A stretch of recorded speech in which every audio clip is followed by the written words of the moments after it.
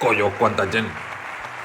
Hola a tots, què vos pareix? Com està quedant l'estadi, I tot groguet, tot techaet. Bueno, si no ho sabeu, jo soc natural de Poble Nou i ara naturalment tindrem estadi nou. Per fi tornem a jugar en casa, torna al futbol, juguen contra el València i menys mal perquè la gent ja no sabia què fer, damunt han tancat les piscines municipals així en Villarreal tots els Nadals. I vaig a presentar-vos a la presidenta del València. És l'Aijón Chan.